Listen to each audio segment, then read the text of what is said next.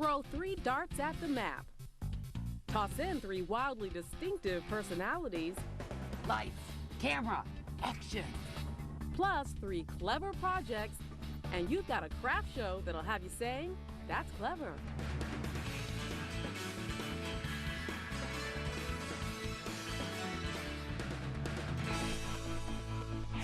Hi, I'm Angela Martinez. Welcome to That's Clever. Some crafters use their art to make everyday items. Others create abstract designs. This crafter from Missouri makes a papier-mâché craft inspired by the small screen. Stay tuned. Hi, I'm Laura Tolley, and I live in St. Louis, Missouri. When I'm done looking at the scenery and watching the traffic go by, I like to watch TV. Yes, I said watch TV. This television has a 13-inch screen, a picture within picture, obvious high definition. Look, Mom, I'm on TV. And it gets great reception on the roof. Welcome to my studio. Actually, this is my loft, and this little area here is my studio, where I make great big things. I like to live life out loud, and this kind of helps. Snort. Changing the world one snort at a time. I have all these big things, but I don't have a TV. That's what I'm going to make today, and it starts with this box. I'm going to tape this box up for the base of the TV. I've got the box all taped up. Now it's time to cover some foam boards with newspaper and cover the whole box with paper mache. Tearing's fun. And ripping, and ripping, and ripping. Okay, I've got my paper. Now I need some foam board. There I go. I'm going to cover the foam board with wallpaper paste and newspaper. Extra, extra, read all about it. I'm making a TV. It feels kind of gross, but I kind of like it. So I like to take this time to think my when I'm rich and famous thoughts.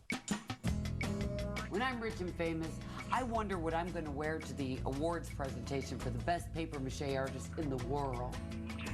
And I also wonder if I'm still going to be covered in wallpaper paste at that time.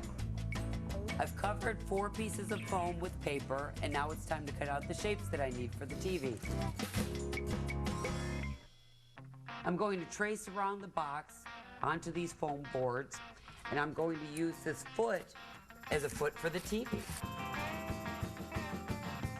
Now it's time to cut the pieces out. Now that all the pieces are cut out, I'm going to tape them onto the box.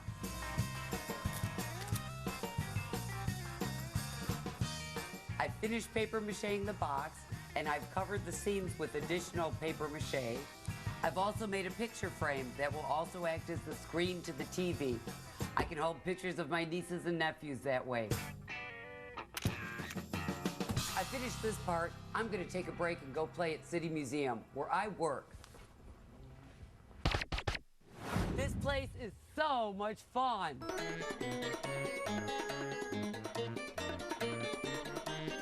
Enough playing around. I'm going back to work. Now I'm going to make some paper pulp out of this paper. This is what I'm going to use to color the television set. I don't use any paint except for that on the edges. I'm going to use this orange color for the base of the piece, blue, body of the television, and yellow for the television screen. I'm going to start with the blue, so I'm going to tear it up, put it in the blender, and blend it with some water. It's going to get really loud. And that should be about it. So I will pour it on top of the screen. The water is out. All I am left with is this pulp. I'm going to do this a million more times for the blue, for the orange, and for the yellow as well. Okay, I'm done making my pulp. I'm going to start with the blue and the orange, so I'm going to head over to the TV now. I've I've got my 2 colors, but they're not ready to use yet until I add more wallpaper paste. That sounds so disgusting.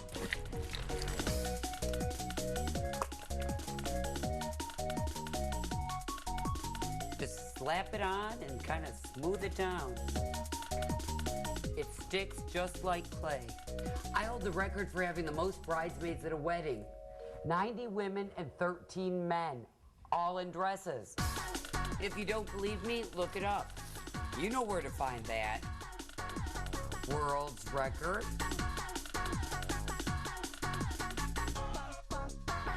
I think I'm going to add some black paint to the edges to help define the piece.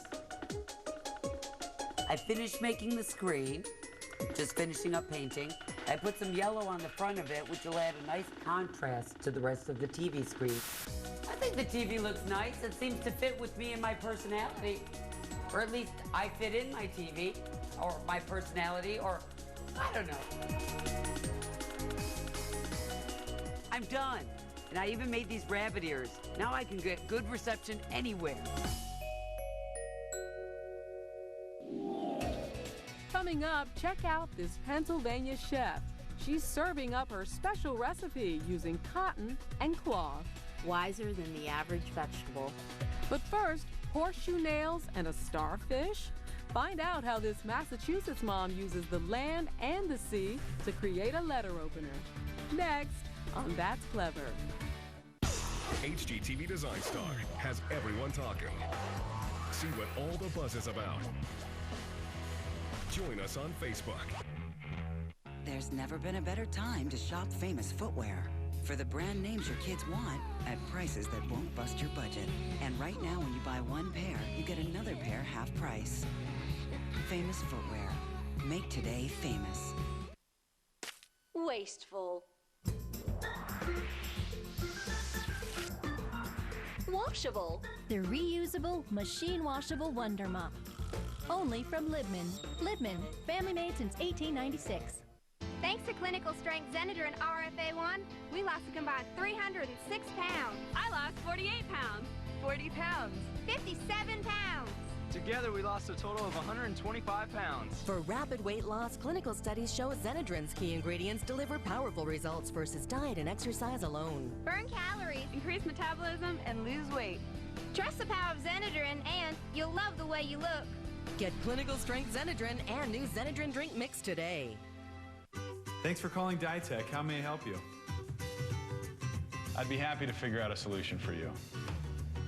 Well, we offer a lot of choices, but for your situation, I'd recommend refinancing into our low fixed rate. No, sir, we don't have any hidden fees here, or hidden anything. I can get an approval decision for you in minutes. To get a historically low rate of 5.832% APR from a lender that's part of the GMAC family, visit Ditech.com or call 1-800-DITECH-1 today. It's Nissan's bottom line event, the end of the model year. Right now, most Nissan sedans and every crossover, select SUVs and trucks qualify for cash for clunkers. There may never be a lower bottom line. Buy Altima as low as $13,900, Cube just $94,990, Sentra just $88,50, or Versa just $54,990. Get to your Nissan dealer today. Look closer. Nissan delivers. Hi, we're moving. We're having kids. And we've got to sell the house. So I want to paint my front door. Living room, bathroom, Grandmother's dresser. kids' room, everything, pretty much everything. Everything. Yeah. I was wanting to use an eggshell Semi-gloss. Kid-proof. Flat paint. so I top coat my base coat. If you're going from corner to, and it's really high. What kind of brush? Drop cloth, primer. Thingies do I need for that?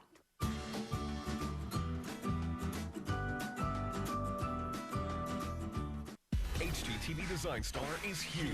Over 3 million people tuned in for our biggest premiere ever. They just can't stop talking about it. Life and Style says this season looks to be one of the best. It's gonna blow people's minds. The National Enquirer calls it the most stunning Design Star season yet. This is fantastic. Pump it up a little bit. And it's all the rage online. So great. So cool. Awesome. See for yourself what the critics already know. HGTV Design Star. All new episodes Sunday at 10/9 Central.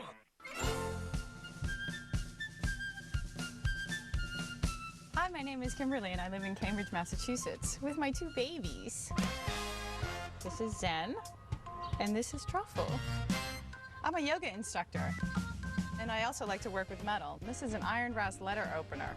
So come on back to the studio. Come on.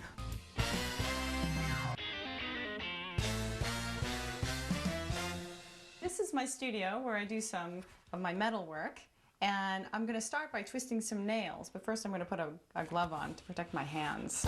So this will turn out to be one of the legs of the Starfish letter opener. This is a horseshoe nail. So this is the nail that would go into the horse's hoof to keep the horseshoe in place. I use some strength, because when I twist it, it's going to move. I'm twisting the bottom. Curling the top. And then bend that all the way back. And then bend the neck of it in. And then I'm going to bring it over to my little baby anvil. Hammer it down a little bit.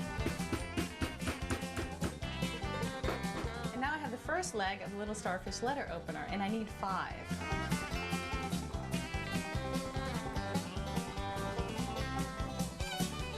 Once I have the 5 legs of the Starfish, I'm going to put them into the letter shape design. And this is the largest horseshoe nail, and this will be the tip of the letter opener. And I'll sharpen that later. But right now, I'm going to try to place them so that they all look pretty similar. A nice round shape, the legs of the Starfish extending. I started doing this because my mom had a ranch and she did some horse therapy programs years and years ago. And there were always nails around, and so I just would fiddle with them, and I liked the design of them. And then I went through a formal blacksmith course, which was fun, but a little too rigorous for me. So now I do blacksmithing on a little level. And then there's enough connection between each one that when I fire it to red hot and melt the brass on, it should get a good lock. So once I have it in the perfect shape, then I'm gonna bring the torch over and start heating up the iron. So I'm gonna put my glasses on and my gloves, and I'm gonna light my torch. Iron needs a pretty high heat, so I'm gonna start with a pretty large flame. Now I'm gonna add a little bit of oxygen to the flame to take it down to a pinpoint. So I'm gonna heat up the biggest chunk of metal first because that's gonna take the longest to get to red hot. So it's starting to get a little red right there. And this is a rod. This is my brass and copper rod, but it's already got flux on the outside, and flux will help it to adhere, the pieces to adhere to each other. So I'm gonna start melting some of the brass onto the red hot areas. So now that I've pretty much sealed each piece to one another, I can start to decorate with the brass rod. Since I have the torch on and the iron is pretty hot, I'm going to start dropping just chunks of brass and copper right on the edges and down the edge of the letter opener tip. And then later I can facet these. I think it's pretty much done, and now I'm going to quench it in the water. Now it'll go in the quenching bucket. So I'm going to get a pretty good grip on it. My pliers, and now I'm going to take it over to the jewelry grinding saw and start to facet it. Take off some of the fire scale too. The fire scale is just a lot of this black charred coloring. So I want to take that off. So it'll be a little bit of gray there so you can see the nail. And then the gold of the brass and the red of the copper will really come out a lot more. I come over to my grinder and I sculpt the jewelry. So I facet it and polish it. And this is the grinder wheel and this is the polishing wheel. The first thing I'm going to do is try to take off some of the scale by using this wire brush. This is my electric drill, and I have a wire brush on top of that.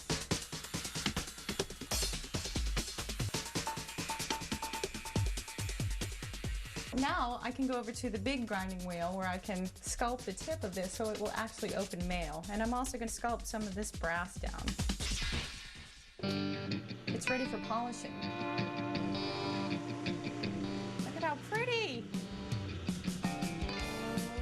You can start to see the shiny iron coming through again. And I like the overall that it has some black and the yellow brass. and the silver nail, because then it still has this really sort of a blacksmithed feel to it.